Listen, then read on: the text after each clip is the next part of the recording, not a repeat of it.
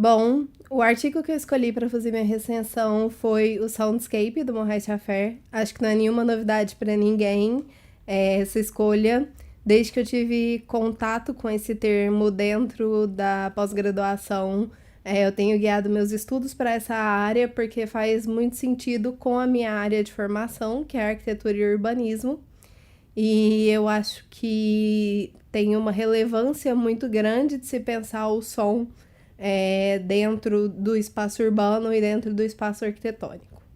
Então ele começa o texto falando sobre como ao longo das últimas décadas o som ele mudou consideravelmente, o som do ambiente, das paisagens sonoras. E eu acredito que isso se dê principalmente por duas questões. A primeira delas é um período pós-revolução industrial, onde a gente tem um número muito maior de maquinários e um certo imperialismo dessas máquinas. Então a gente está cercado o tempo inteiro por carros, eletrodomésticos e máquinas de todos os tipos. Além disso, ao longo das últimas décadas, a gente também tem se fechado cada vez mais em ambientes internos e vivido menos o exterior e o espaço urbano. Então a gente tem se fechado dentro das casas, dos apartamentos, dos escritórios e eliminado todo esse som externo. Então há sempre uma tentativa de se eliminar o ruído que vem de fora, porque a paisagem sonora urbana, ela tende a ser mais ruidosa e de uma maneira que a gente chegou a um ponto de se entender como meio ambiente aquilo que é natural e não mais todo esse espaço ao nosso redor. E essa relação do homem com o meio ambiente e essa paisagem sonora ao redor dele e essa mudança mudou inclusive a maneira de se viver e o comportamento do próprio homem. Então, é uma questão que ela é muito importante de ser pensada. Então, quando a gente começa a discutir paisagem sonora e começa a pensar nesse som ao nosso redor, a gente tende a trabalhar isso de uma maneira muito negativa, pensando apenas na eliminação de ruídos e no isolamento do som, em si, tipo, barrar esse som, enquanto a gente deveria estar tanto removendo esses ruídos, mas também estimulando os sons agradáveis. Então, quais são esses sons agradáveis que a gente quer estimular? E aí, isso cabe muito dentro da minha profissão. E aí, nisso, Vitruvius, no século I a.C., ele escreve o Tratado da Arquitetura e ele já coloca no tratado que uma das atribuições do arquiteto é ter essa percepção sonora desenvolvida para que ele saiba planejar não só através da visão, mas também com os ouvidos, que a arquitetura ela também seja música, que ela também transmita sensações e estímulos sonoros. E aí, então, voltando ao Xafer, ele propõe a criação de uma nova área de estudos, que seria o design sonoro. E aí ele levanta a questão como exemplo da Bauhaus, onde era uma escola que a gente teria professores de diversas áreas ensinando, e não só ensinando tipo um único estilo, ensinando como fazer, como construir um design, e que só a partir dessa multiplicidade de várias áreas trabalhando junto e em conjunto pôde surgir o trabalho tão inovador do design industrial da Bauhaus. Então, ele propõe que para o design sonoro seja feita a mesma coisa, que a gente trabalhe múltiplas áreas, vários profissionais, cada um na sua área, trabalhando e pesquisando mais a fundo, para que depois, posteriormente, se junte o conhecimento de todas essas áreas sobre a paisagem sonora e se crie um novo ramo de estudos que seria o design sonoro, né? Então, esse design sonoro se daria pela contribuição de arquitetos, de artistas, de músicos, de cientistas, de psicólogos e inúmeros outros profissionais que pudessem vir a contribuir com essa área. Para isso, seria necessário um trabalho de registro sonoro, de documentação, de comparação disso ao longo do tempo, registro de sons que corram risco de extinção e o estudo deles no comportamento humano para que daqui a algumas décadas a gente consiga ter material suficiente para comparar a interferência da paisagem sonora no comportamento humano. Visto que as gravações, a gente só tem registros de menos de 2 séculos para cá. Então, antes disso, a gente só consegue ter uma ideia, uma noção do que era a paisagem sonora, da maneira que isso acontecia, através de gravuras ou textos descritivos dessas sonoridades. A gente não tem registro mesmo, não tem registro sonoro disso. Então, por isso é tão importante que a gente comece a fazer esses registros sonoros agora, para que daqui a algum tempo essa área ela realmente possa se desenvolver e tenha um material onde se embasar. Também é importante a comparação do comportamento do homem em diferentes espaços e diferentes paisagens sonoras. Então, por exemplo, se a gente pegar um exemplo de nós que vivemos aqui em Lisboa e que tem uma paisagem sonora de uma rotina que ela é muito mais agitada, e se compararmos com a paisagem sonora que a gente encontrou no Feital, por exemplo, quando a gente foi, ela é completamente diferente e o ritmo de vida das pessoas também é diferente. Então, essa comparação de diferentes espaços e comportamentos, ela é muito importante para estruturar esse design sonoro. E aí ele traz 2 mitos gregos para falar sobre o surgimento da música. Então, o primeiro seria quando a Medusa é decapitada, e aí a Atena, vendo a dor das irmãs da Medusa, ela fica tocada com aquilo, e aí ela compõe o Nomos no Aulos. O aulos, ele é um instrumento dos festivais dionisíacos e ele fala sobre essa força da música vir de dentro, sobre a força do som vir de dentro da gente, do ser humano. Então a música ela é irracional, subjetiva, ela é sentimentalista, vem de dentro e é a música que guia os artistas no romantismo e depois também no expressionismo no século XX. E é esse sentimento, é esse entendimento musical que guia o direcionamento do ensino da música hoje em dia. O segundo mito fala sobre Hermes e como ele percebeu que o casco de uma tartaruga poderia servir como caixa de ressonância. E a partir disso ele cria a lira, o instrumento. A lira é um instrumento de contemplação do universo relacionado ao deus Apolo. No mito de Apolo, a música ela é externa e ela é mandada por Deus para lembrar a gente da harmonia do universo.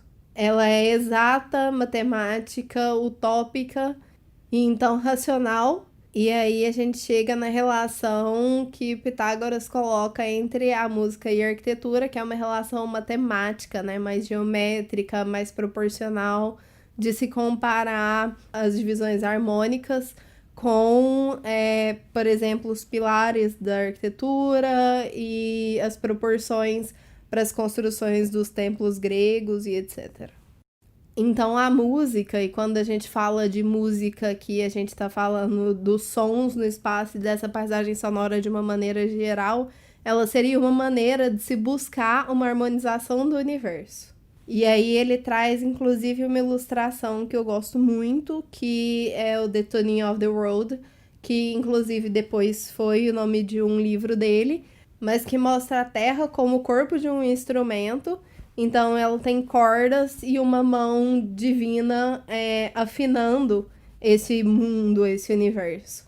E aí, o que seria, então, essa paisagem sonora? Essa paisagem sonora, ela seria uma construção de qualquer som que estivesse ao nosso redor. Então, ela pode ser composta tanto pelos sons da natureza, quanto sons de maquinários, quanto o som de uma música no rádio, uma composição melódica, um instrumento que alguém esteja tocando, ou som de passarinhos, ou som de pessoas, ou inclusive os próprios sons que a gente emite com o nosso próprio corpo. Então, para a gente criar uma ideia do que é realmente essa paisagem sonora, é necessário que a gente faça exercícios que a gente abra a audição, que a gente comece a prestar mais atenção nos sons exteriores, nos sons ao nosso redor, para que a gente consiga ter cada vez mais essa sensibilidade de se compreender quais são os sons mais marcantes, mais rítmicos, os sons que estão mais de fundo, os sons que estão mais presentes, sons que acontecem com mais frequência ou que são mais intensos, menos intensos e etc. Então, a primeira coisa que deve ser feita é se descobrir quais são esses sons mais marcantes. E aí ele chama esses sons de keynotes. Keynote é um termo musical, vem da música, que é a nota que identifica a tonalidade de uma composição. Ela nem sempre é clara e perceptível, mas não é por isso que ela pode ser negligenciada, porque é ela que está dando o embasamento ali para todo o resto que está sendo composto. Então, mas apesar dela nem sempre ser perceptível, ela é onipresente e ela influencia profundamente e persuasivamente o comportamento do homem, no caso de se entender a música como a paisagem sonora. Essas keynotes na paisagem sonora são aquelas que são criadas pela natureza e pelo meio ambiente mesmo.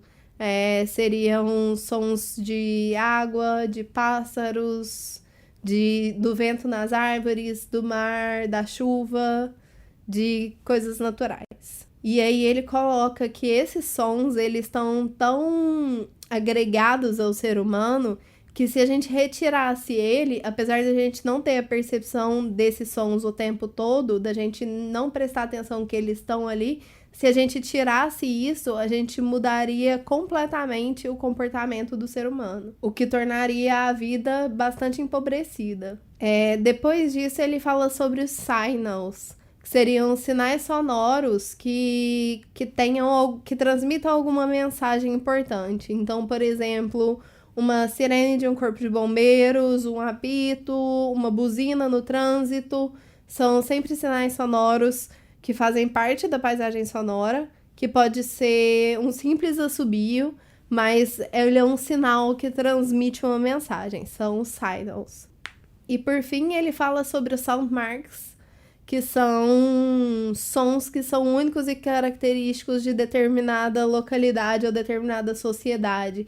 E por isso eles são muito importantes que sejam estimulados, mantidos, registrados e protegidos, porque são eles que tornam a acústica de um lugar única.